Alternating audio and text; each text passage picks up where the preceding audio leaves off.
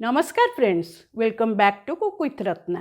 मुझे एक चटपटी आइटम आपण मानक पई नेकी आसी जहाँ सिजा बुट एवं सिजा मटर रु तैयारी। यहाँ को आपण वर्षा पागरे संध्या बेले घरे बसी खातु एवं बंधु मानक खुआंतु। ताहले चलंतु जानि नेबा या पई कोन कोन दरकार।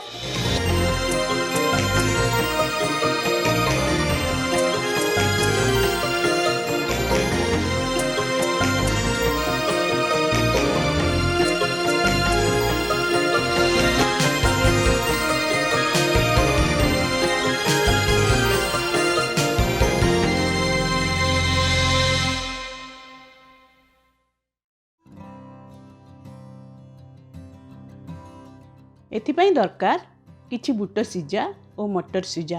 यही बुट और मटर को गोटे राति बतुरा हिची तापर दुईटी हुइसिल दे प्रेसर रे सिजा हिची।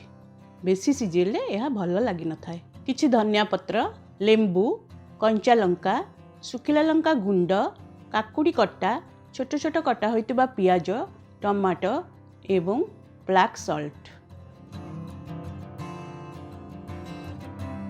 यही चटपटी चाट को बनवाई प्रथमे गोटे बोल ले आमे नबा 50 ग्राम बुट सिजा, 50 ग्राम मटर सिजा। नेक्स्ट आमे ऐड करिबा गोटे टेबल स्पून पियाज, गोटे टेबल स्पून काकुड़ी, गोटे टेबल स्पून टमाटो,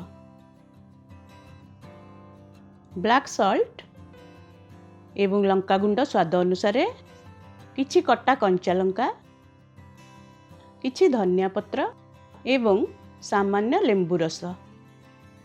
एबे ए सब को भल भाबरे मिसई दबा।